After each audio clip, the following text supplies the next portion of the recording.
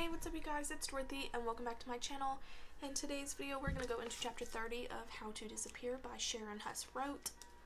I will say it, I'm sorry for all the background noise. There's a lot of people driving up and down the road right now, and then my daughter is in her swing right now and I have the music playing to help her sleep a little bit more.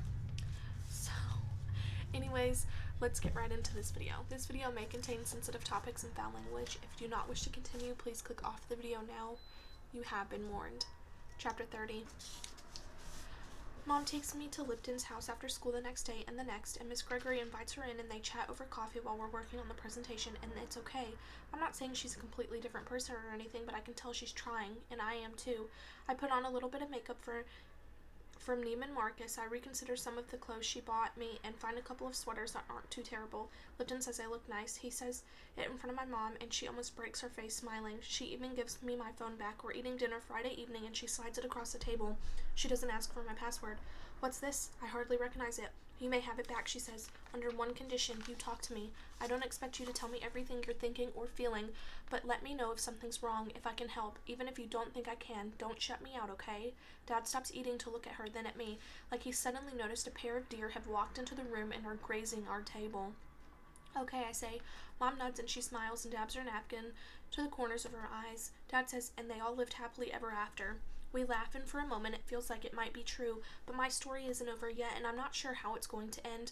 I pick up the phone, which is completely dead, and it feels like a thin, smooth brick of nothing. I plug it in later, maybe if I feel like it, but for now, I feel like watching a movie with my parents, which is what I do. We pick Boyhood, a movie filmed over a period of 12 years, the length of my friendship with Jenna. It is weird to watch someone grow up like that and grow away, but maybe that's what happens. People just grow away. Mom cries at the end like Patricia Arquette.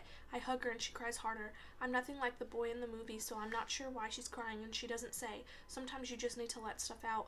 I set my phone on my dresser that night when I go to bed. I don't plug it in. I've managed to stay away from Vicarious all week, aware of her activity only by what I hear around school. I haven't posted anything since the self-care image on Thanksgiving, but Ellen has apparently photoshopped us skydiving together. I've reached 2 million followers, so I've heard, and I'm not sure how I feel about that. It is both empowering and terrifying. It seems almost everything is a balance of yin and yang. I add the mixed feelings over my growing number of followers to the new mental list of things I'll talk to Miss Green about when I talk to her, which I will, soon.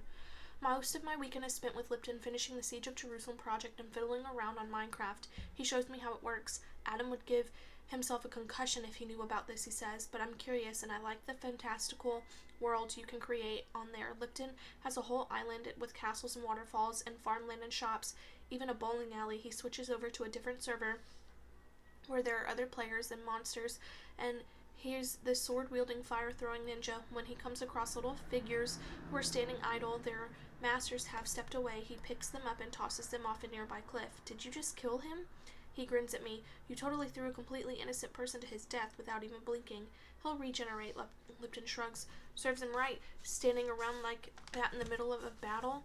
Remind me to never go to the Grand Canyon with you. He laughs as I pantominate falling off a cliff and we go back to work. Aside from a kiss on the cheek when I arrive both mornings, we've managed to keep our hands off of each other, mostly. It helps that his sister keeps flitting in and out of the game/homework/craft room, making puppets out of paper bags. Lipton gets permission to banish her when it's time to record my voiceover, though.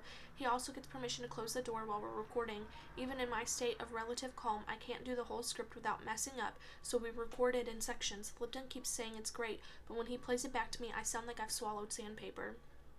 Is that what I really sound like? It's awful. Everyone's voice sounds weird to them because you only hear it from inside your head, he says. It sounds different out here. It sounds awful. It sounds amazing. If you like the sound of fingernails on a chalkboard, I do, he teases. I love that sound. Oh God, do I really sound like that? I can't do this. You don't sound like that, he laughs. And you did it. It's done. We layer the sound over the visuals. Lipton lowers the lights in the room and we move our chairs back and watch it all the way through. He leans forward to push the play arrow and then settles in next to me and takes my hand in his. I cringe when I hear my voice, but it plays smoothly. The script matches up with the images. The ending is my favorite part. We show the modern day photos of people at Jerusalem's Western Mall, including close-ups of prayers crammed into all the tiny crevices. I found some blog posts and articles written by people from all over the world who visited the wall and had really touching experiences there. I pulled quotes of hope and love and understanding from their stories, but instead of reading through Thoughts aloud, I type them in so they scroll down the screen with the photos in the background in silence. When it finishes, I turn to Lipton. Do you think it needs music or something at the end? He clears his throat. No, you sure? I'm sure. He gets up and turns the lights back on, but doesn't look at me right away. He busies himself downloading the presentation to 2 USB drives, just in case one of them is lost, or malfunctions, or gets swallowed, or accidentally on purpose thrown out a window in an attempt to avoid the whole thing. Though he made me promise I wouldn't do that.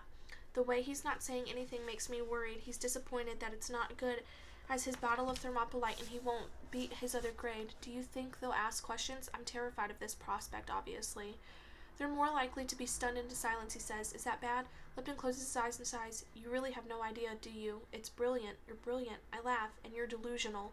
He steps closer and tips his forehead down to touch mine. It's great. Trust me. Okay, I say, unconvinced.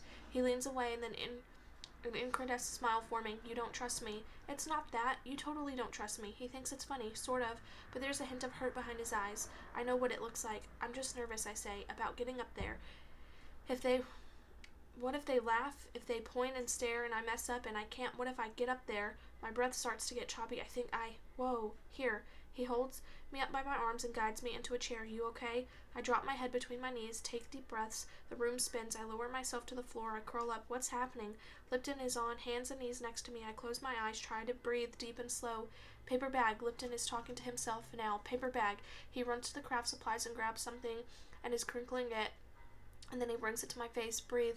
And I breathe. I breathe again and again, slower until the room stops spinning.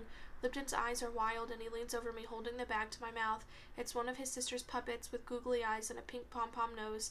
I take a few more breaths, watch the pom-pom move up and down with each inhale and exhale until my breathing is back to normal. I'm okay now, I say into the bag. He takes it away. We stare at each other for a minute, me curled on my side and him kneeling over me. The door is still closed.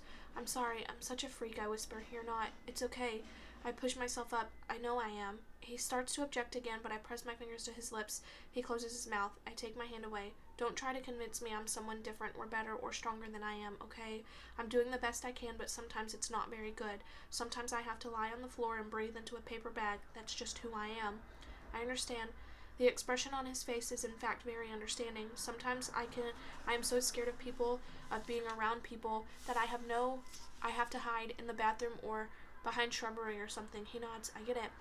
I say really stupid things all the time. I'll probably pass out trying to give this presentation or vomit. That happens too. I could vomit all over the place. I'll never be able to show my face again. We should probably say our goodbyes now. Stop it.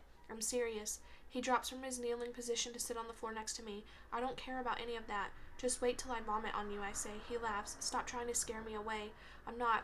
I drop my gaze to my lap, fiddle with the hem of my shirt. It's just I lost one friend I could be myself with, and I'm afraid. Lipton scoots even closer. His face is inches away, his eyes steady.